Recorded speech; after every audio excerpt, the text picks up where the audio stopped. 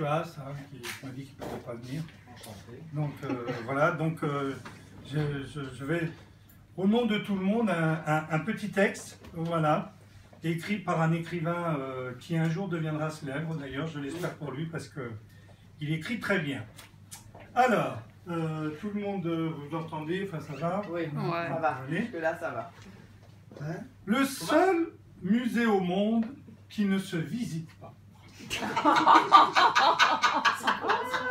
En poésie, dans l'art pictural ou encore en musique, dans le cinéma, les femmes ont toujours été les inspiratrices des artistes chanteurs, peintres, musiciens, saltimbanques et j'en oublie. Que serait Renaud sans Madame Thatcher? Est-ce qu'on connaîtrait Milo sans Vénus? Et Jaillardon, hein? Ben oui, je vous le demande, Jaillardon. Si Agnès avait choisi le navire amiral au lieu de rester à quai sur la péniche de la protection animale, oh merci Agnès d'avoir fait le Jaillardon saltimbanque que nous aimons. Le texte n'est pas de moi. Et on pourrait en citer des milliers. Ces femmes qui stimulent la créativité de ces hommes sont ce qu'on appelle des muses. Mais un artiste hors du commun s'est fait remarquer dans le panthéon des musiciens de notre époque. C'est Michel Polnareff. Il n'a eu que faire des muses issues du beau sexe. Il a tiré son inspiration d'un homme, Bruno.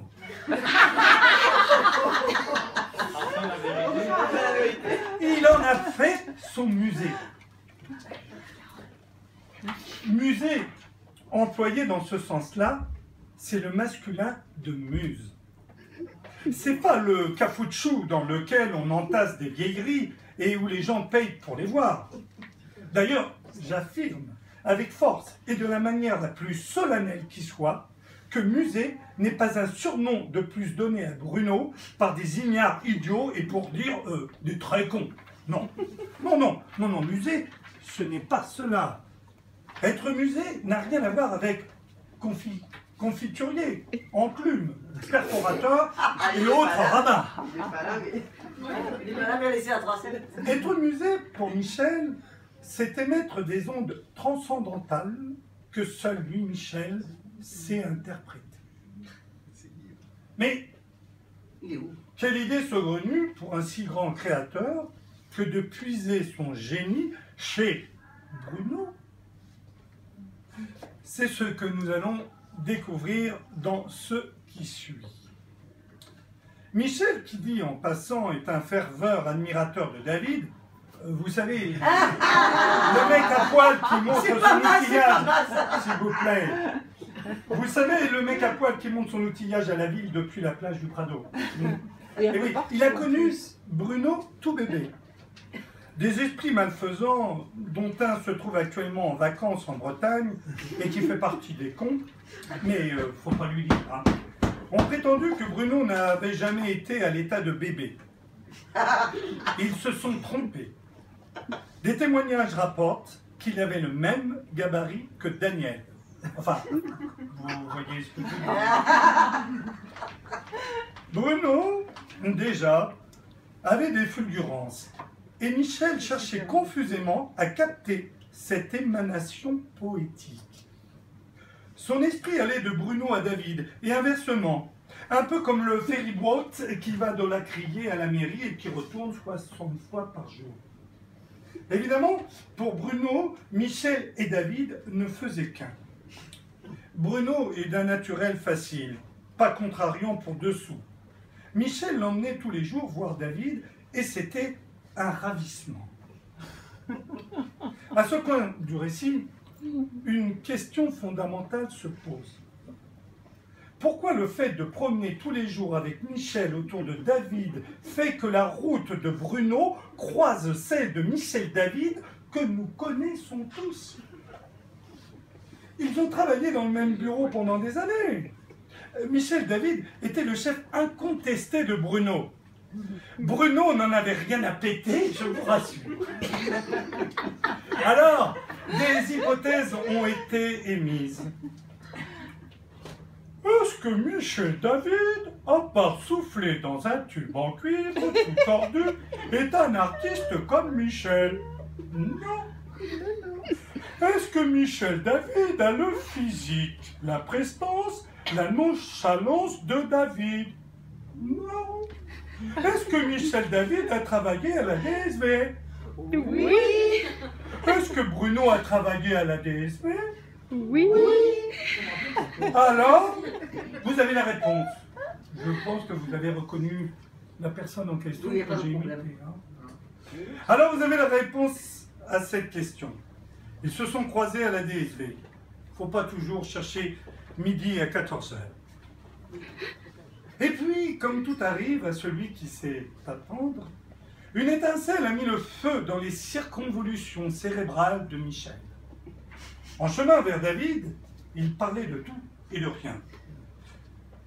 « Oh Bruno, tu sais que Vercingétorix était un Gaulois ?» Bruno. Tiens, se dit Michel, intrigué, il insiste. Sais-tu que la ville de Vichy a été la capitale de la France? Bruno répond non. Michel reste perplexe devant ce refus de l'évidence. Ah, il s'y connaît en matière cinégétique et il tente son va-tout.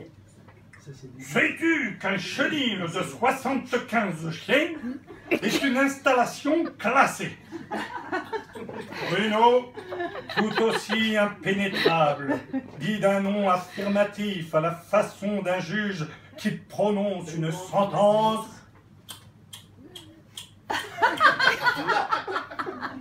Alors, Michel, pris d'une hallucination créatrice, tourne le dos à Cuvermer. Oui, c'est le gentil nom qui est donné aux Marseillais, qu'on donne à David. Et à Toulon, ils ont Cuverville. Vous voyez, d'un côté à l'autre, c'est différent. Et puis il se met à chantonner un air nouveau. Les paroles lui viennent comme par magie. Le titre s'affiche dans ses lobes frontaux. Le poupon qui fait non. Vous connaissez ce tube des années 60 sous le titre « La poupée qui fait non ». Eh bien, pour l'occasion, mon cher Bruno, je vais vous faire part de ma version. Mais c'est un Bruno qui fait non, Non, non, non, non, non. toute la journée. Il fait Non, non, non, non, non. Pourtant, on l'aime bien. Oui, oui, oui, oui, oui. L'homme qui dit toujours Non, non, non, non, non, non. Ensemble. Non, non, non, non, non, non. Encore une fois. Non, non, non, non, non, non. Oui, Bruno. Non, non, non, non, non, non. Oui, dira toujours non, non, non, non. Non, non, non, non, non, non, non, non, non, non, non, non.